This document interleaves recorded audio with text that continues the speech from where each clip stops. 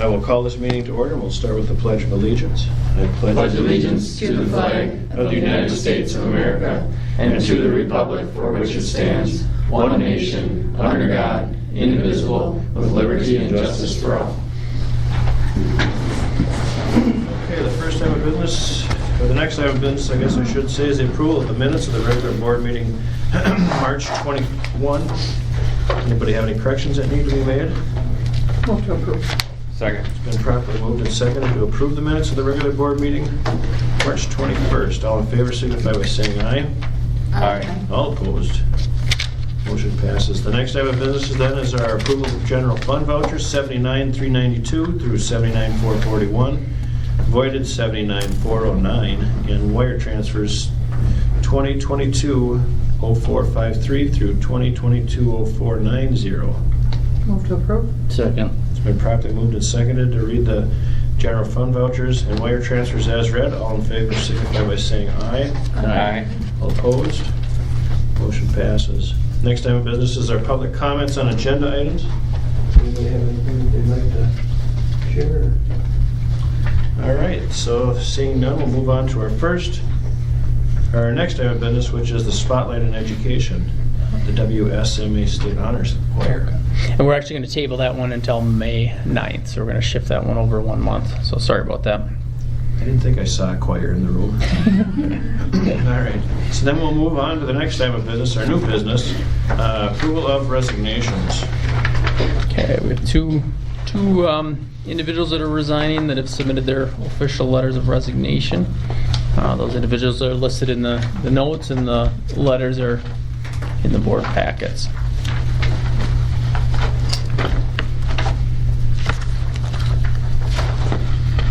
Okay. So then, we'll read through the approval of, or the resignations, I guess. Amy Stender. Dear Mr. Peterson, Mr. Ernst, and school board members, please accept this letter as my formal resignation from my role as K-2 music teacher, taking effect at the end of the 21-22 school year. After a lot of thought and consideration, the schedule of this position will not work with our growing family this fall. It's very hard to make this decision, and I have grown to love this job and the people and students I work with. If the Clear Lake School District will still have me, I would be happy to substitute and give private piano lessons and continue to be part of this community. Thank you for this opportunity you have given me as the K-2 music teacher. I learned so much this school year, and I hope to use in the future as I continue to teach. Due to this job, I have decided to pursue getting my teacher's license to teach in years to come. I can only hope that any future schools I teach will be as wonderful as Clear Lake. Thank you, Amy Stender. And the next letter is from Macy Steffen. To whom it may concern, due to the commute times and personal reasons, I regret to inform you that I am resigning from my teaching position at Gaylord A. Nelson Education Center in the Clear Lake School District at the end of this contracted year, July 1, 2022. I'd like to thank all the administration, staff, and teachers at Gaylord A. Nelson Education Center for the support they have given me in the past 2 years. As a new teacher, I have appreciated the advice and opportunities I've received during my time here, and I've enjoyed working in a team setting with professional staff. I'll always appreciate the time I was able to spend here, the lessons I have learned, and ways I have grown I will carry with me for the remainder of my teaching career. Sincerely yours, Macy. So I will entertain approval of these resignations. I move to approve. Second. It's been probably moved and seconded to approve our resignations. All in favor signify by saying aye. Aye. All opposed? Motion passes. The next item of business is the approval of our Canvas Committee. Okay, before I do that, I just want to say thank you to Ms. Stender and Ms. Steffen for their year, and then 2 years with Ms. Steffen. Both their years of service to the district. They'll be both missed, so appreciate it. And then the Canvas Committee. So we met. All of the numbers reflect what I had originally sent you in that document. So we had both the referendum and then the individuals that ran. So I'd like to congratulate Mr. Ellsmore with winning and thank Mr. Kirk for choosing to run for the school district, Clear Lake School District Board of Education. So the numbers are reflected in the certificate of board canvassing, and we had 347 for Matt and 290 for Jay Kirk. And then the votes for the referendum. That's right there. Oh yeah, this was the vote. I'm sorry, those numbers were for the referendum. I'm sorry. 347 yeses and 290 no's. Sorry about that. And then the individual. Where is that one?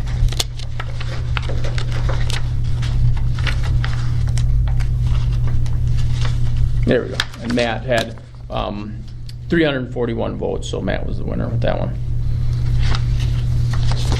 Anybody have any thoughts on the election, how it turned out?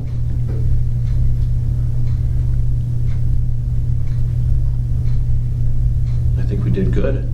Yeah. Yeah. We got our referendum to pass, so thanks to everybody. Without paying the marketing firm. Yeah, so thanks to everybody in this room and everybody else that took the time to explain and put effort towards making that happen.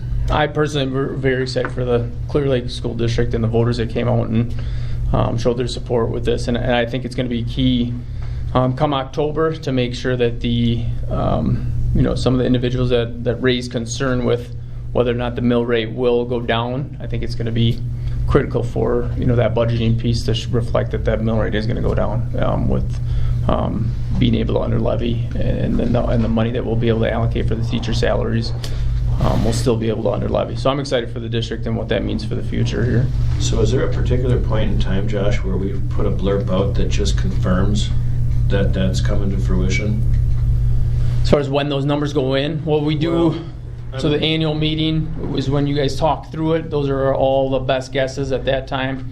And then we meet for the final budget and do the final tax levy in that October meeting. That's when we have that special meeting on October the 2nd meeting in October. That's when all of the numbers officially come in.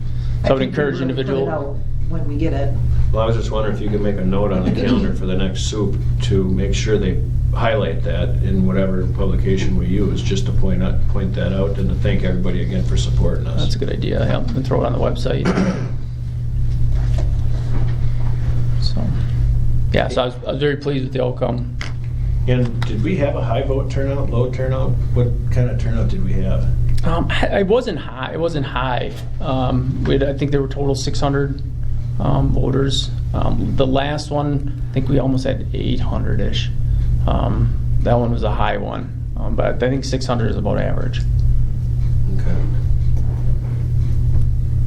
Yeah, it depends what else is going on. It seems like. Yeah. Did the last one, was that last year or the year before? Last year. The last, the one that was during the election, that was a high one. That was the high one. The one before that was average. And I don't want to misspeak because I'm not sure what the numbers are, but. Okay. Do we need an official approval? Yes, we do. I move to approve the canvas committee. Second. It's been properly moved and seconded to approve the canvas committee. All in favor signify by saying aye. Aye. Aye. All opposed? Motion passes. Next item of business is the approval of appointing a board member to hand out high school diplomas. Okay, so each year you guys choose a representative to attend the graduation ceremony to help hand out diplomas. This year's graduation ceremony is going to be on Friday, May 20th at 7 p.m.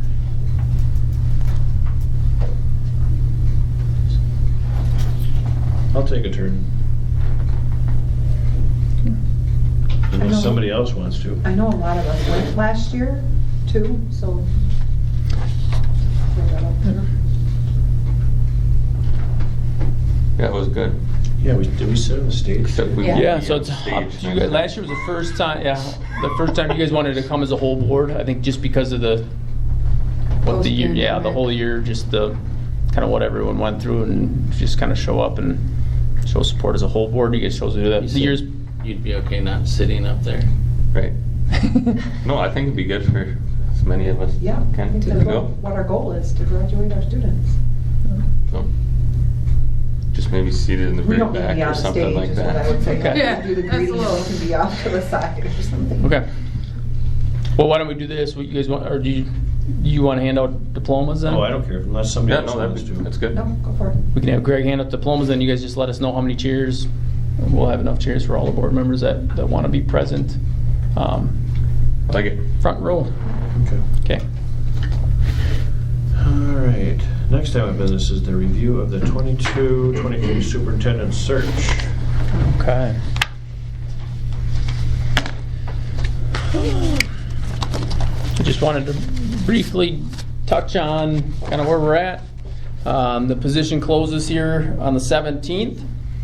Be looking at going into closed session tonight to talk through some interview questions, stuff that would be inappropriate to discuss in open session. Have you guys looked through interview questions, talk through that. Committee members, we sent out, Mr. Melberg and I sent the emails out to both buildings asking individuals who want to be part of the process. So give all those names you guys can select who you want to be part of that committee. And then our plan is once you guys identify those individuals, Wednesday this week, meet with those individuals to talk through what the process will look like for round 1 interviews.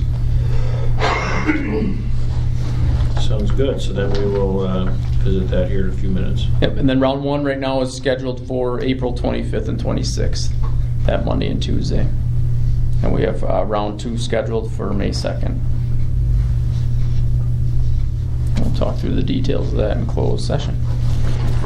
Next item of business then is the approval of the ESSER fund plan. Okay. So, in your packet, the first stapled document, we've had this in open session August 9th, November 8th, and now the final one here, April 11th. If you look through, this lists out, and I have a plan for public if anyone's interested. There's some stapled copies by Ms. Karnick over there. 1 and 2 are obviously, we're completed with ESSER 1 money that was referred to as the CARES money. ESSER 2 funds was at $335,000, so this is all pandemic relief money.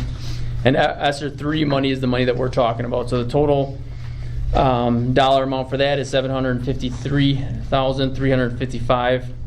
And then I just itemized out what the percentages would be for this year and next year in the second to last 2 columns, and then what the percentage will be for those numbers. So the areas that are in red, it kind of looks like a rainbow on the left-hand side. Those are directly from that's the verbiage from DPI that gives you the categories that the money can be spent in. And then if you go across, that's where the percentage. Do you know where you're at, Greg? Do I look lost? Yeah, a little bit. Yeah, you're there. I can't see Good. rainbows. Okay. So we have about 20% in the response to COVID, the preparedness, 25% in addressing long-term school closure, 2% in technology, 2% in addressing aftermath and summer learning, and then 1% in mental health services and supports for each year.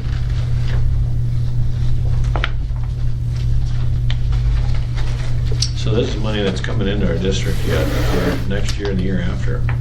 Yep, this is the pandemic relief, the federal money that districts were given. So are there specific things under like addressing long-term school closure that the money's earmarked for? Or I'm assuming there's certain things that you can spend it on, certain things you can't. Yeah, it has to hit the criteria. So initially, you remember it was no strings attached, use it Yep. for whatever you want, Yep. and then that quickly changed to a lot of strings attached. You can't use it for whatever you want. So to give you some examples, anything that was, the first couple in ESSER 1 and ESSER 2, we used a lot of money for supplies, Yeah. Masks, cleaning supplies, stuff that we've used consistently now that we'll continue to use in ESSER 3, that 1, 2, and 3. We created the virtual learning, so Eduser, anything that's related to that. We've used in addressing long-term school closure. That I think did the Eduser fall under that one? So it fell under that. Help me out, Lori. What am I missing? We had What 3. else we used it for? Yeah. used it to do the repairs on the roof. The HVAC system was a big one that met HVAC criteria. HVAC system, that was a lot. Yeah. So there's Had an extra person in food service that we added because of all the in the ESER 2? safety stuff Yeah. in both Okay. CARES and the ESER 2. So some of it is new stuff that we wouldn't have done, like the HVAC, and then there's some that we're using it to kind of offset costs. Even still for like cleaning supplies and stuff that we can allocate that money toward, and then offset the costs in the future for that area. We bought those bleachers. Bleachers, yep, spreading kids out.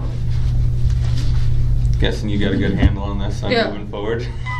Well, with all the fraud in the news, it's just one of those things, just making sure Yeah. everyone knows we're spending it appropriately. Well, it just seems like a lot of money. I mean, It does. for the Yeah. 2 years going forward, are we gonna have problems spending it all where it's gotta be spent? We're not gonna have problems spending it. I don't think in the two years, in 22, 23, and then 23, 24. If you look at like ESER 2, what the dollar amount was for, we in ESER 1 we spent that in the first semester just with the Register and the virtual learning. If you remember that was pretty much took all of that money. The amount that increased our costs, and then ESER 2, obviously you could see with 1 year in the response 76,000, and then year 2 we allocated 226,000. So, like I said, some of it's we're able to purchase stuff that we've been purchasing, and it falls in that criteria, and then other stuff is the new stuff that meets the criteria.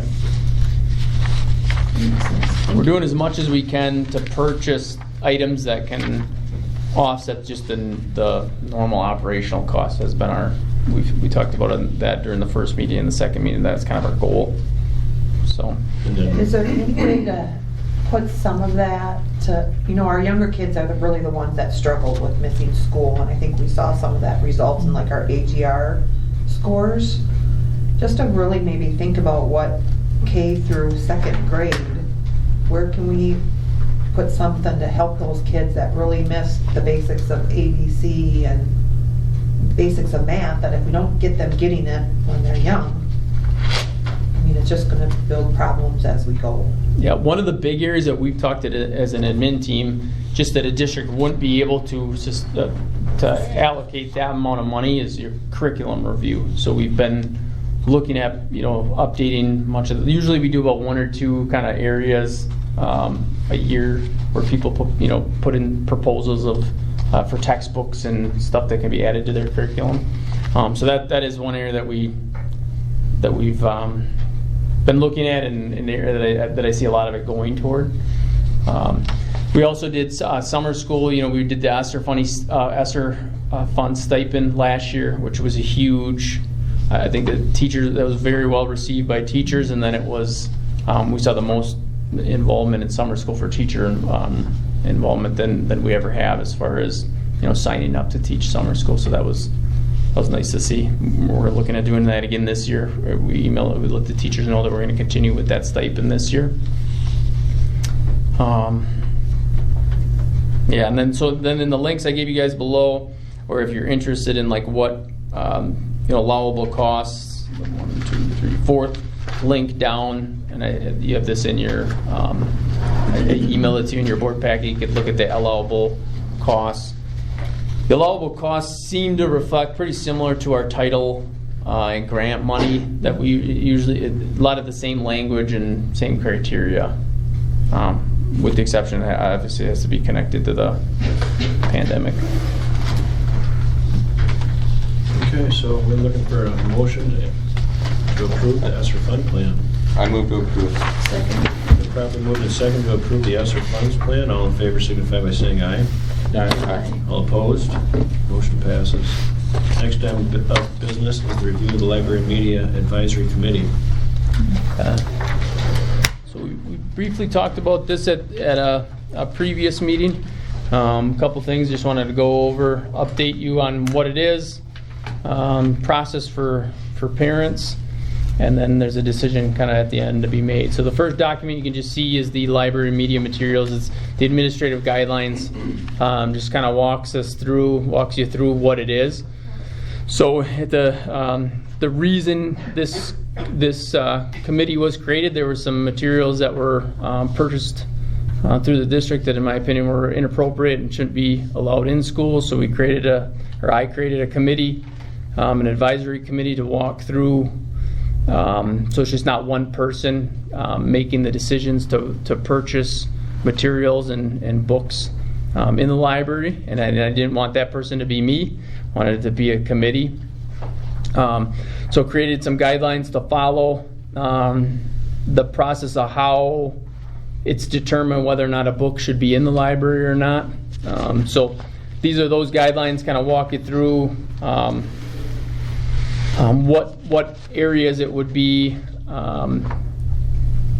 as far as procedures for selection, getting rid of materials, and then how it's determined to get rid of those materials. So the language reflects our board policies. You guys had approved board policy 9130, the public requests and suggestions or complaints. So the language reflects that in there as well. I have a list of individuals that are on that committee. There's a couple that won't be here, one including myself, won't be here next year, so we'll have to appoint some more individuals to be a part of that committee. So then there's the request for reconsideration of library material. This form is now on our library page and then on our website. So if parents have a question or are questioning a book or some type of material that's in the library, they can use this form to go through a process to submit it to the committee for review. So the first year one, because it was a little bit of a scramble on my end trying to figure out, I knew I didn't want it to fall solely on me. So the first year, some of the books that were purchased, which I gave you a list at the very end, the books that I pulled this year without using the committee, because I needed to do it this year they weren't in the library. Those books are listed on that document, and then moving forward, the committee will go through a process to discuss those items. So that second form in there is the request that parents can use, and then the last form is the form that the committee uses as far as determining whether or not the item or book or material should be no longer in the library and not allow students to access it anymore. So you'll see on the document that I gave you, the last one, that's the colored with the green and kind of orangish color. Those are the areas that are used to determine whether or not a book or material should be pulled from the library. So it's looked at whether or not it's appropriate. Is it age appropriate? Is it appropriate for the school district to have? Would it be removed due to accuracy? Is it due to objectivity of the material? And then lastly, due to the purpose of the material.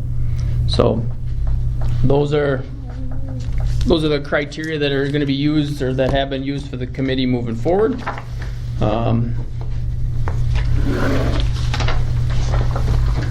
And the main things, kind of the last two columns, I think it's pretty easy. The first two, whether it's accurate or not, whether it's appropriate or not.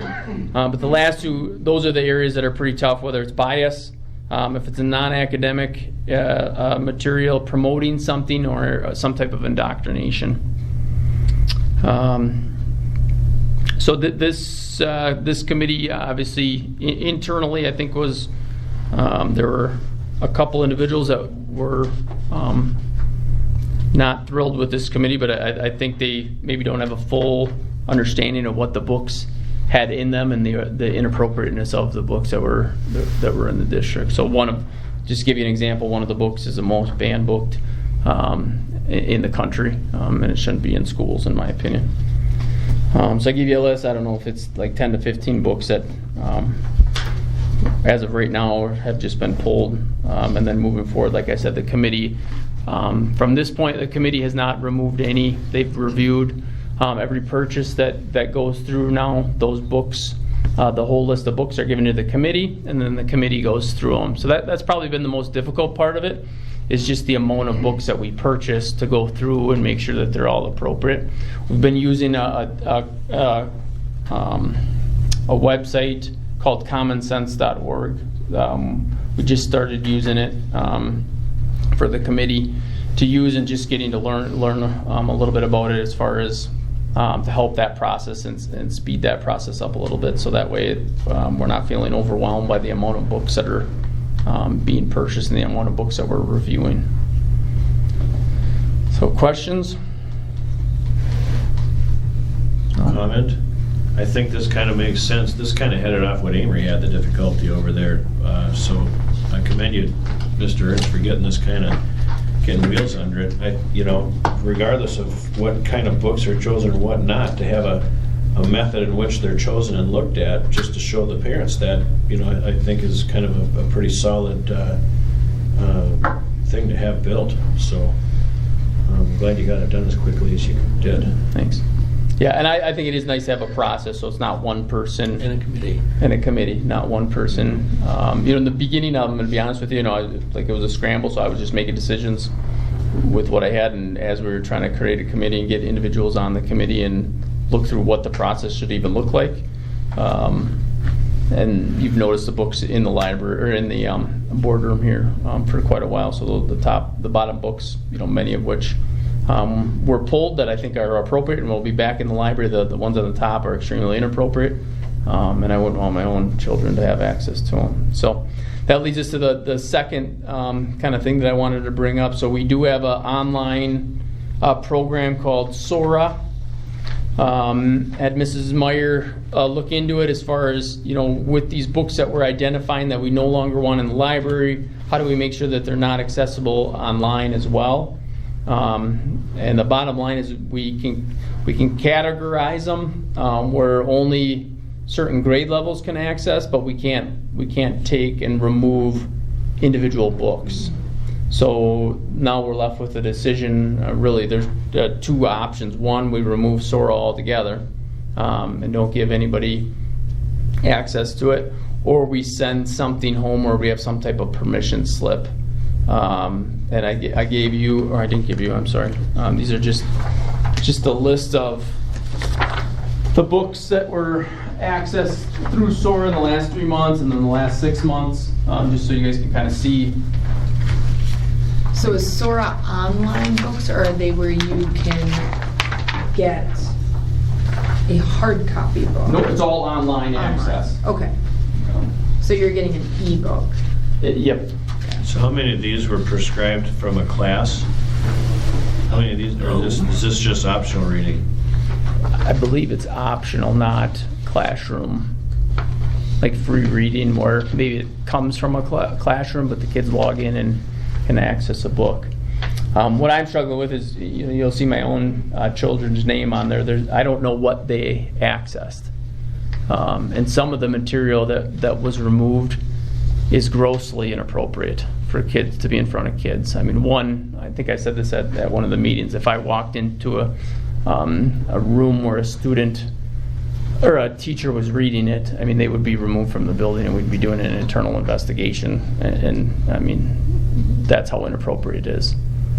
And then there's some that just, I want to make sure that parents have the knowledge that we aren't able to remove some of these that some parents may feel is appropriate and others may not. So there's that piece too.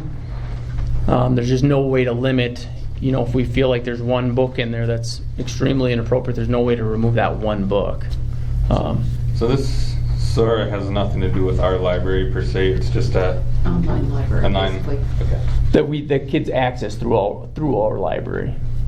Right, but there's a lot more books on this SORA than our library. Yeah, correct. Yep. Are there other libraries that we could subscribe to for our kids? Other programs other than SORA, I'm not sure. We'd have to do some digging into that. Can you tag a book that a child needs to be a certain age to access that particular book, or how do you tag them? You can, Yeah, you can limit it through grade level bands, but not through, like a third grader wouldn't be able to access the high school. Or even like one of the conversations that we've had in this building is it's not just 9-12.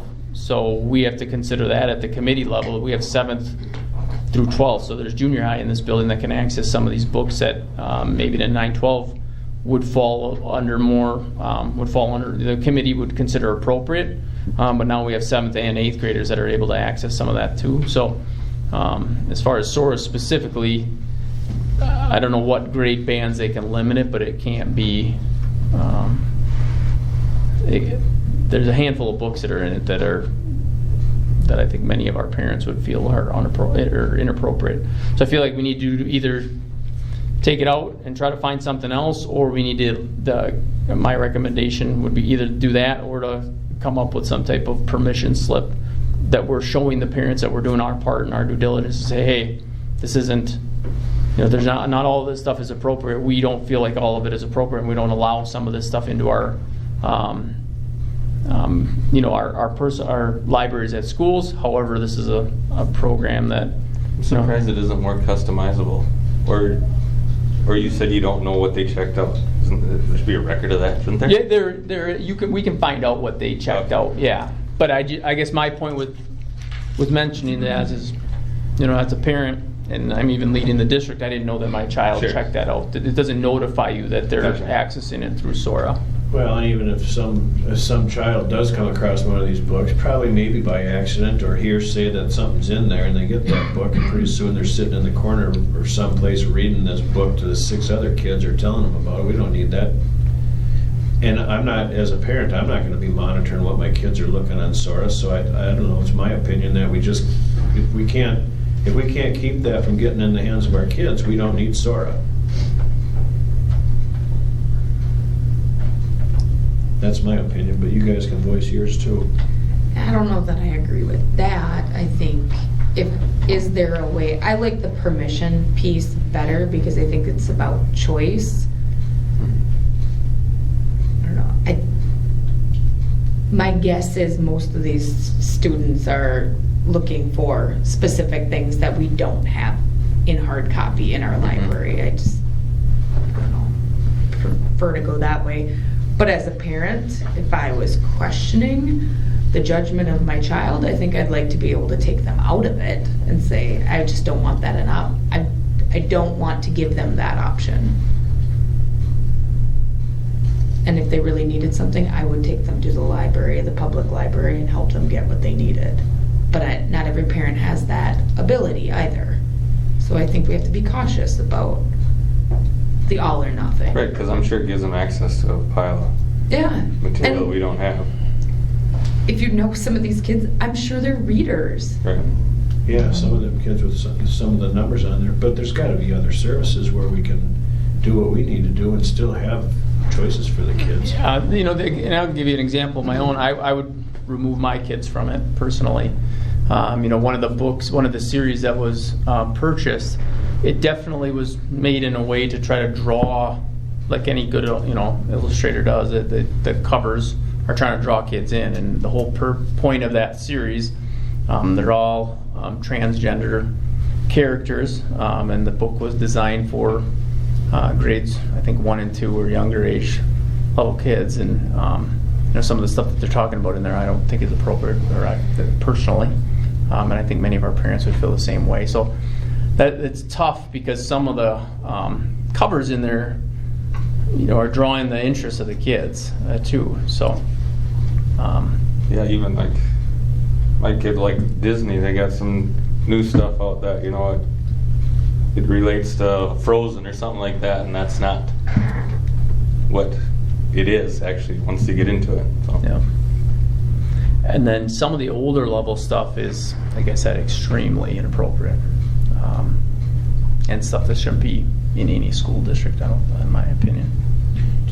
Should we read some of it, Josh, just so we got a sense of what we're actually trying to protect our kids from? I mean, to be honest, even with a student in the room, I'm not comfortable reading that out loud. That's how grossly disgusting it is. And I'm not exaggerating. You guys can read. I have all of the pages tagged for you guys if you want to read through it and see what I'm talking about. I think, some of the resistance that I had from a couple staff, I don't think they realized. I think they were just hearing one side of the story as far as what was being pulled. I don't think they realized what is actually in some of those books. And I think anybody that, we all went into education for the same reason. And I just don't see how any educator would be comfortable reading that aloud to any kid in any district. So that's my opinion.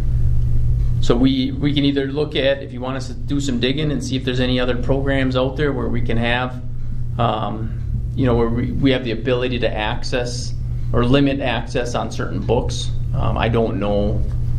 I'd have to lean on some of our staff internally here to start digging into that. Because it would be unfortunate to shut the whole thing down and then you're not accessing some of the good stuff. But I personally, as a parent, I wouldn't be comfortable unless I was sitting right next to my own kiddos and make sure I knew what they were accessing. It's kind of like them having access to a phone and certain apps and different things. Like as a parent, you're a little protective about what they can have access to so that we're having these proactive conversations. And I think you get on the other line of some of these topics, it infringes on family values and religion and certain things that you're, as a parent, trying to foster in your own home. You don't want you want to be protective of what might circumvent that. I'm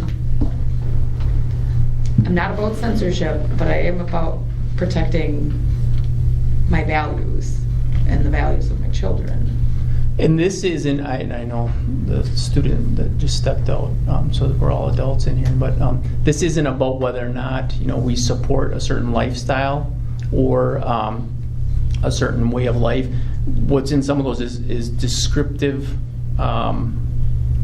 oral sex. It's very descriptive and gross. It's not like something that would come out of a health class. Again, it's sites and it's disgusting. You censor your children from websites and apps and anything else that would have that same content. Yep. So, thoughts? You guys want us to try to do some digging before you guys make a decision, or? I think the online thing is good. I think we need to be able to find a way to control it a little bit better. Censor. Because we have students that love to read, and that's good. We want to encourage that. And a lot of people have electronic devices, and that's what they read on, and that's what they like to read on. Or I'm assuming these are all books that they can just get right on their computers, Chromebook, and read, and it's just very convenient. It's a great resource.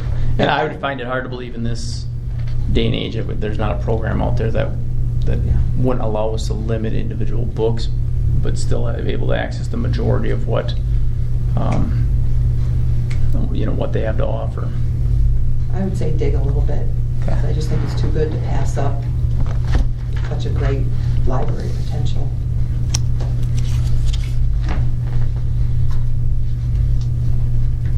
Well, you can't say that you're not going to have an online library because that's a thing you just have to have. Yeah. All right. Okay. Next item of business then is the official oath of the new school board member. So, Josh, you might remember how we do this. I'll turn it over to Lori, maybe. Lori, how do we do this? You're supposed to read the oath. Get the paddle out. I don't, as we're just talking about censorship, I don't think that's what we're going to Do we have two sheets so he has a copy to be able to read it back? Oh, I figured he was just gonna say what I said. Yeah, that's kind of hard read the whole sometimes. thing at one shot. One breath. Blowing out candles. Same copy. All right. We gotta get an angle so we can take a picture too. All right. Okay. Yeah, raise your hand. Official oath. I, Matt Elsmore, I, Matt Elsmore, who has been duly elected to the Board of Education who has been duly elected to the Board of Education of the School District of Clear Lake, in the School District of Clear Lake, but have not yet entered upon the duties but not yet have entered upon the duties thereof, thereof, swear, affirm, swear, affirm, that I will support the Constitution of the United States that I will support the Constitution of the United States and the Constitution of Wisconsin, and the Constitution of Wisconsin, and will faithfully discharge the duties of said office and will faithfully discharge the duties of said office to the best of my ability, to the best of my ability. so help me God. So help me God. All right, now, here's the signature. I need you to sign here. Unless the 11th. Congratulations. Thank you. There you go.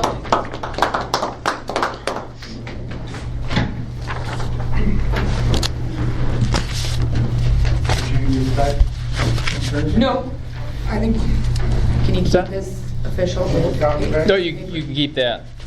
Your scrap on it. Next time, well, bring the paddle in then.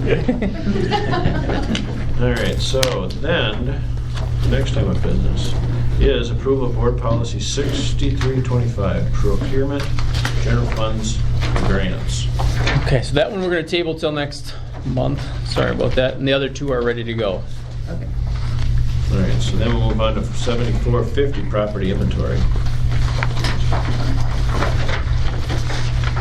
Has everybody read it, or do we want to take some time to read it now?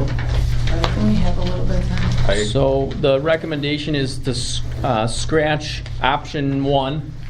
So in these, if you guys remember, they give an option 1 and option 2, or sometimes. So option 1 scrap. So it'd be starting with option 2.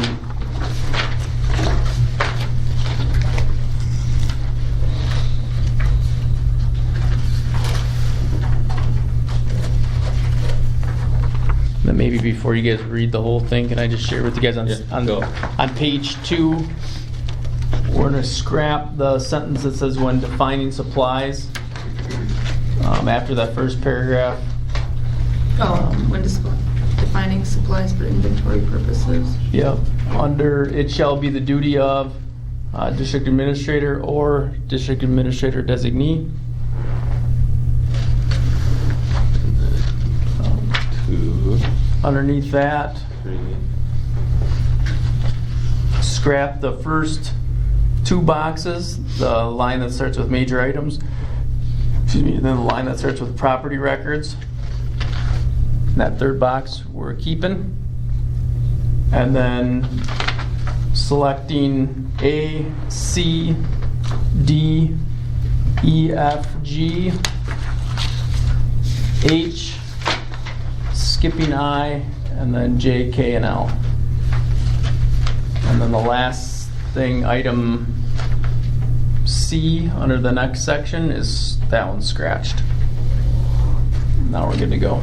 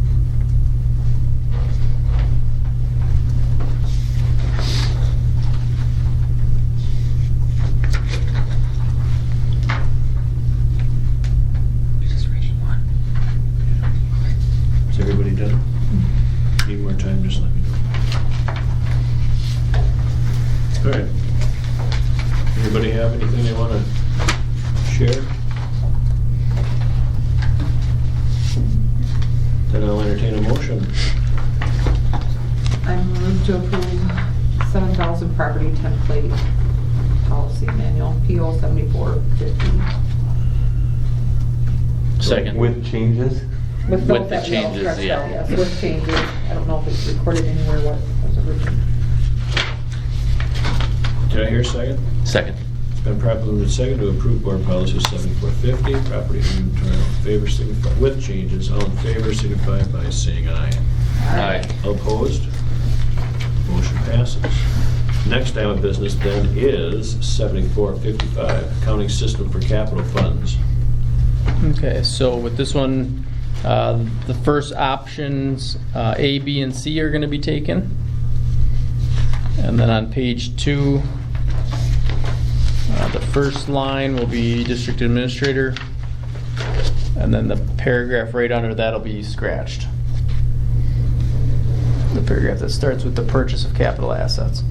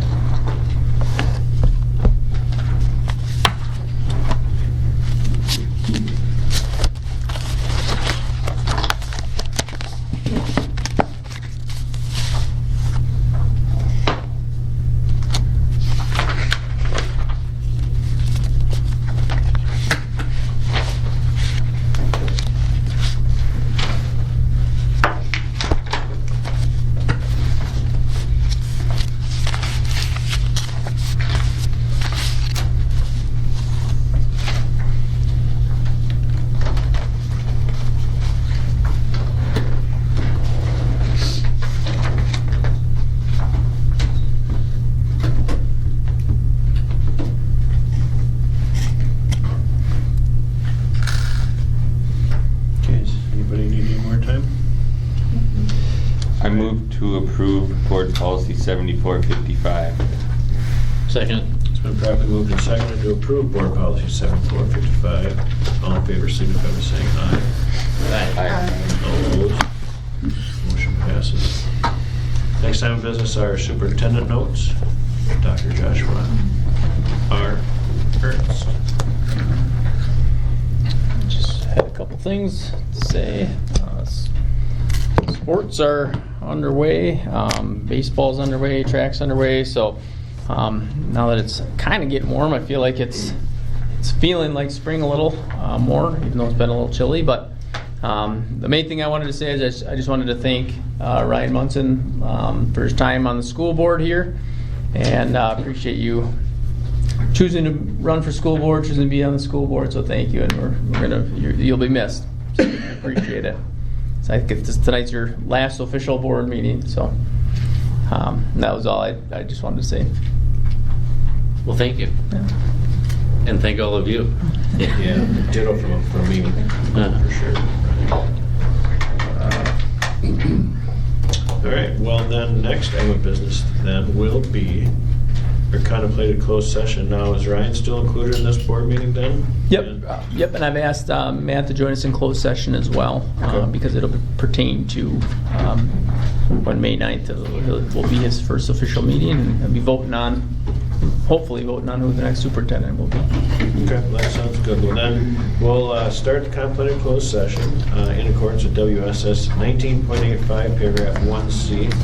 Considering employment, compensation, or performance data of any public employee over which governmental body has jurisdiction or exercises responsibility. Today we'll be discussing the performance of employees. I will poll the board. Myself, yes. Christie? Yes. Ryan? Yes. Skip? Yes. And Ned? Yes. And Matthew? Make sure you turn the email addresses in, that list you got. Make sure you have confidential, so we can make sure they're destroyed. All right, we are in closed session. All right, we're back in open session. Anybody have any future agenda items that they want to talk about? I move to adjourn. Second. Properly moved and seconded that we adjourn. All in favor signify by saying aye. Aye. All opposed? Motion passes. We are adjourned.